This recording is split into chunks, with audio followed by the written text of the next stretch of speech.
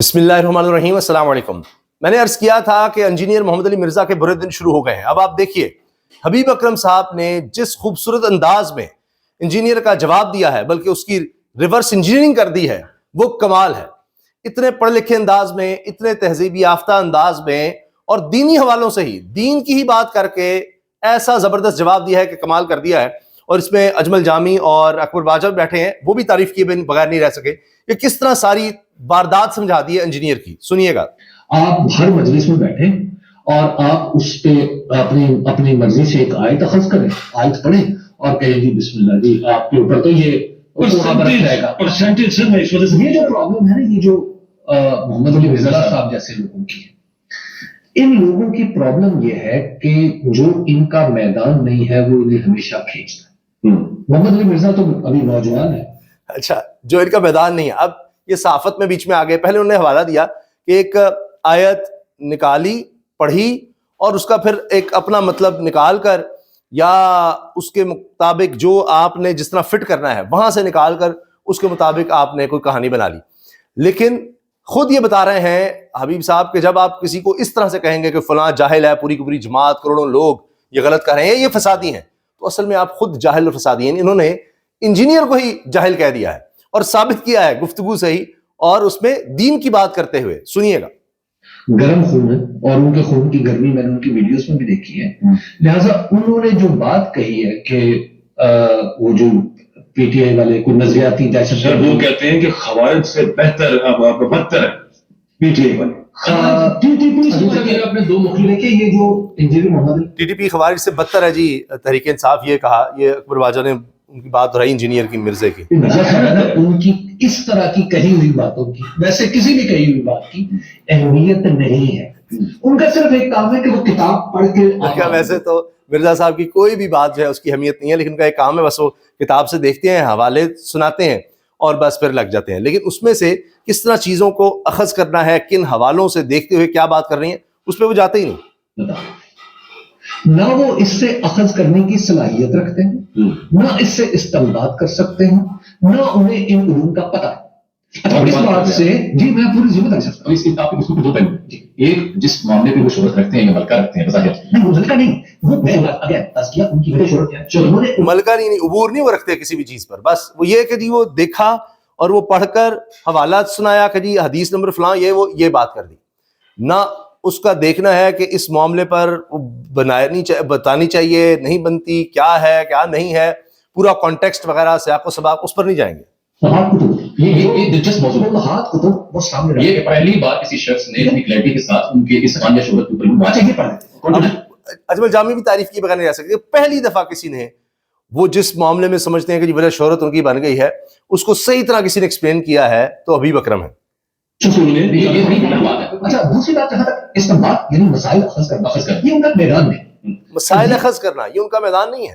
وہ صرف یہ کام کرتے ہیں، آئے وہ جناب قرآن کی آیت پڑھی، حوالہ دے دیا، حدیث پڑھی، اس کا حوالہ دے دیا، بس کنٹروورسی جنریٹ پھر اس کے بعد شروع کر دی کہ یہ تو اس طرح سے ہے، یہ تو اس طرح سے ہے۔ کرنا ان کا میدان نہیں، سیاسی معاملات پہ ڈسکشن کرنا ان کا میدان نہیں۔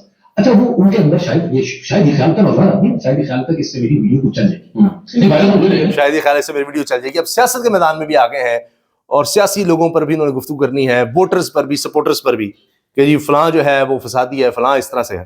اچھا اس طرح کی باتیں جو ہوتی ہیں یہ انسان کی اپنی جگہ لا علمی اور کم علمی کا اظہار ہوتی ہے، وہاں پہ اس کی جو پہلے والی حیثیت ہوتی ہے اسے کمزور کرتی ہے۔ میں پوری شرح صدر کے ساتھ علوم اسلامیہ کا ایک طالب علم ہونے کے ناطے میں آپ کی خدمت میں عرض کرتا ہوں کہ کسی بھی سیاسی جماعت پہ فتنے کا حکم لگانا نامناسب ہے۔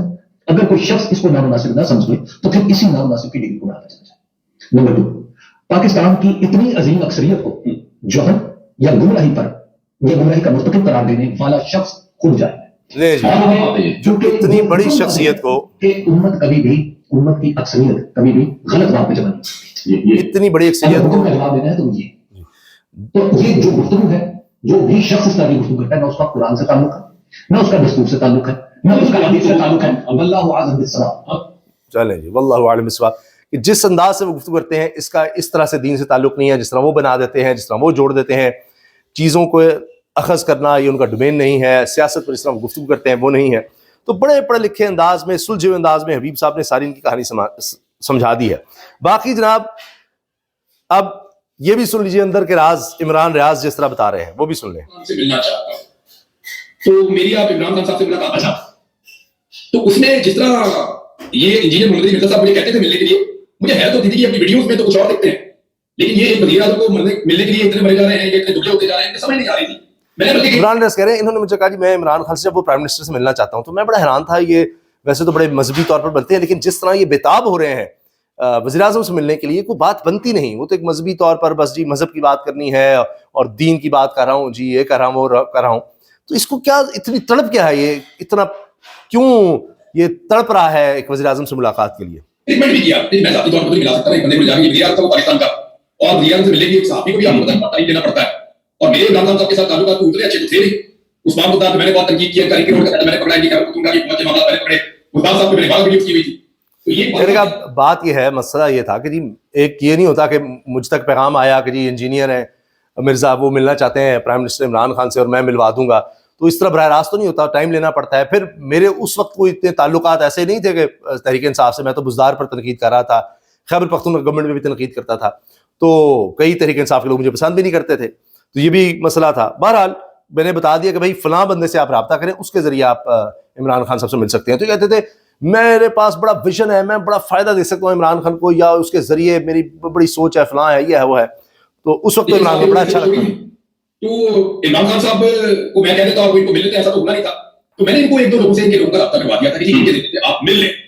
لیکن جو ان کو عمران خان صاحب کی تعریفوں کے پھول باندھتے تھے اس وقت اور جتنی ان کو جلدی تھی عمران خان صاحب سے ملنے کی اور یہ بات ہے جب عمران خان وزیر اعظم پاکستان کے یہ عمران خان صاحب کے گن گاتے عمران خان کے گن گاتے تھے تعریفوں کے پل باندھتے تھے اور ان سے ملنے کی بڑی جلدی تھی مرزا صاحب کو. اور یہ کہتے ہیں میں ان کو بہت گائیڈ کر سکتا ہوں چیزیں بتا سکتا ہوں ان کو بڑے اچھے مشورے دے سکتا ہوں عمران خان صاحب کا بہت فائدہ کر سکتا ہوں اور میں وہ ساری باتیں بتاؤں گا تو کسی کا پردہ ہو تو رکھنا چاہیے. اس وقت تو یہ مرے ابھی ساری باتیں نہیں بتائی ہوں کہہ رہے ہیں کچھ پردہ رکھنا چاہیے اندازہ لگائیے. اب اگر انجینئر نے مزید بار کیے تو اس کا مطلب ہے کہ عمران ریاض کے پاس اور بھی بہت کچھ ہے کہنے کو. آئے تھے عمران خان سے ملنے کے لیے تو عمران خان صاحب ان کو نہیں ملے اور عمران خان صاحب کے جو لوگ ہیں وہ کلیم کرتے ہیں کہ یہ ذاتی مفادات ذاتی فائدے کے لیے کام لینا چاہ رہے تھے. وہ انہوں نے کہا میں اس کے بارے میں نہیں جانتا لیکن مجھے انہوں نے کہا مجھے ایسا لگا کہ کچھ لوگوں نے کہا کہ کوئی ذاتی فائدہ انجینئر مرزا لینا چاہ رہے تھے لیکن عمران ریاض کہہ رہے ہیں مجھے اس بارے میں نہیں پتا یہ لوگ کلیم کرتے ہیں. خیر مجھے تو اتنا پتا ہے کہ میرے ذریعے وہ رابطہ چاہتے تھے پرائم منسٹر عمران خان سے. اب یہ بڑا مسئلہ ہے مطلب میرا اتنا اس میں تھا لیں جی. اچھا یہ تو کچھ راز بتانا شروع کیے ہیں. یہ ایک میم کہہ لیں وائرل ہو رہی ہے جس میں انجینئر صاحب نے کہا کہ جی ان کے تو بچے باہر ہیں یہ تو باہر ہیں ان کے بچے لیکن اس کے بعد وہ اپنے بچوں کے بارے میں کچھ ایسی بات کہہ جاتے ہیں کہ ہنسی آتی ہے. یہ انجینئر محمد علی مرزا بہت فارغ آدمی ہے اور دماغ کی دہی ہے بہت بڑی. یہ چھوٹا سا نواز شریف ہے اور اس کا بہت تھوڑا حوصلہ ہے بزدل شخص ہے یہ. لیجیے عمران ریاض نے یہ بھی کہہ دیا ہے. اب آخر میں بلکہ اس کے بعد ایک اور ویڈیو بھی آپ کو دکھاؤں گا لیکن پہلے یہ دیکھیے کہ مرزا صاحب کیا کہہ رہے ہیں کہ جی ان کے تو بچے باہر ہیں فلاں ہیں ویسے تو نواز شریف بھی باہر ہیں. تو اس کے بعد پھر اپنے بچوں کے بارے میں میں اپنے بچوں کو بتا رہا ہوں کہ ان پولیٹیکل لیڈرز کے پیچھے اپنے مستقبل کو برباد نہیں کرنا. ان کے بچے باہر کے ملکوں میں بیٹھے ہوئے ہیں تمہیں یہاں پہ مروا رہے ہیں. اچھی بات لگ رہی ہے کہ ان پولیٹیکل لیڈرز کے پیچھے نہیں جانا ان کے بچے باہر بیٹھے ہوئے ہیں یہ تمہیں مروا رہے ہیں ان کے پیچھے نہ جانا. ٹھیک ہے جی جی وہ پالیٹکس میں نہیں ہے. اچھا جی اور ابھی تو رکو اچھا وہ جی باہر ہیں وہ پالیٹکس میں نہیں ہے اس لیے وہ باہر ہیں. ٹھیک ہے جی. میں نے اپنے بچوں کو بھی اس فیلڈ میں نہیں ڈالا. مجھے پتا ہے مشکل کام ہے. میرے آپ کو کہہ رہے ہیں میں نے اپنے بچوں کو اس فیلڈ میں نہیں ڈالا یہ ایک مشکل کام ہے. میرے بچوں کو بھی آپ کبھی یہاں نہیں دیکھیں گے میرے آس پاس وہ یہاں نہیں آتے. اور پھر کہتے ہیں آگے کہ میں نے تو اپنے بچوں کو باہر بھیج دینا ہے. کبھی اکیڈمی میں نظر نہیں آئیں گے کبھی شوقیہ آ جائے تو میں ان کو ادھر لاتا بھی نہیں. سیکورٹی ایشوز بھی ہوتے ہیں تو ویسے بھی انہوں نے تو خیر سیکورٹی ایشوز بھی ہیں وہ کہہ رہے ہیں ویسے بھی انہوں نے باہر ہی سیٹل ہو جانا ہے. اپنے بچوں کو کہہ رہے ہیں انہوں نے بھی باہر ہی سیٹل ہو جانا ہے. میرے بھائی انگلینڈ ہے میرے بھائی انگلینڈ ہیں 2 تو میرے بچوں نے تو باہر ہی سیٹل ہو جانا ہے. اچھا دوسروں کے بچوں کے باہر ہونے پر تنقید اور اپنے بچوں نے بھی باہر ہی سیٹل ہو جانا ہے. یہ ہے کمال. اب ان کا ایک کلپ ہے جس کے بارے میں صحافی جو کام کر چکے ہیں ارشد شریف صاحب کے ساتھ وہ بڑے پریشان دل راجہ اور وہ بڑے غصے میں آئے کہ جی یہ ایک شخص دنیا سے چلا گیا اس کے بارے میں اس نے کس طرح گفتگو کیا اس کا کچھ حصہ بھی سنوایا اور پھر اس پر تنقید کی. یہ جو آڈیو چل رہی ہے وہ کہ جی کہیں ARY پہ بیٹھ کر دوسرے لوگوں کی پگڑیاں اچھالا کرتے تھے آج وہ کہاں ہیں. تو یہ یعنی چونکہ یہ صرف اتنا کلپ ہے تو اس سے لگ رہا ہے کہ شاید ارشد شریف کی بات کر رہے ہیں، کیونکہ اس کے بعد عمران ریاض کا تو نام لیتے ہیں یہ. تو اے آر وائی پہ بیٹھ کے دوسرے لوگوں کی پگڑیاں اچھالتے تھے، اس وقت ان کو صافت نہیں تھی، یاد آتی. آج ان سب کے ساتھ کیا ہو رہا ہے؟ عمران ریاض، حقیقت ٹی وی، باقی چھوڑ دیتے ہیں. آج ان سب کے ساتھ کیا ہو رہا ہے؟ جیسے بڑا زبردست ان کے ساتھ کچھ ہو رہا ہے، وہ پگڑیاں اچھالتے تھے، یہ کرتے تھے، آج ان کے ساتھ کیا ہو رہا ہے؟ یعنی عمران ریاض اگر لاپتہ ہو رہا ہے، ارشد شریف کو مار دیا گیا، اور باقی کسی ٹی وی کے ساتھ کیا ہو رہا ہے، بند کر دیا، فلاں کر دیا، تو ایسے جیسے وہ جسٹیفائی ہو رہا ہے. اگر کسی کے اوپینین آپ کو پسند نہیں تھے، غلط تھے، کچھ بھی تھا، تو کیا اس کی سزا اس کو لاپتہ کرنا ہے، اس کو مار دینا ہے، اس پر مقدمات بنانا ہے؟ یہ اس کی سزا ہے. قانون کے مطابق چلیں. اگر اس نے غلط خبر دی ہے تو قانون کے مطابق اس کو آپ سزا دلوائیں، کیس کریں، نہیں اس کو اٹھا لو، لاپتہ کر دو، مار ہی دو. ارشد صاحب پہ بات کرتے ہیں یار، کوئی انتہائی آپ گھٹیا آدمی ہے. علی مرزا صاحب انجینئر ہو، پتہ نہیں مسلی ہو، کیا ہو، انتہائی گھٹیا. ایک بندہ مر گیا، ٹھیک ہے، جان چلی گئی ایک بندے کی، آپ اس کے بعد، اس کے وفات کے بعد آپ بکواسیات کر رہے ہو. کوئی شرم ہوتی ہے؟ یہ آپ جیسے لوگ ہوتے ہیں، میں آپ بھی نہیں، مجھے کہنا چاہیے آپ انتہائی گھٹیا آدمی، گھٹیا بدمسے آدمی. مجھے دکھ بھی ہوا، مجھے غصہ بڑا آیا. آپ لوگ، ایک بندہ چلا گیا دنیا سے، مر گیا، خاموش ہو گیا، وہ آپ کو جواب نہیں دے سکتے، معلوم کرتے ہو، اس پہ کمنٹری کرتے ہو. کہاں ارشد شریف کا جرنلزم؟ کہاں تمہارے جیسے دین فروش مولوی؟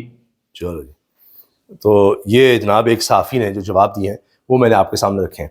تو اب اگر انجینئر صاحب وضاحتیں دیں گے یا پھر سے وار کریں گے تو میں آپ کو بتا رہا ہوں کہ اب جواب بھی آئیں گے، چاہے وہ عمران ریاض کی صورت میں ہوں، یا آپ دیکھیں آفتاب اقبال کی صورت میں ہوں، یا جس طرح اب حبیب اکرم صاحب نے تو کمال ہی کر دیا ہے.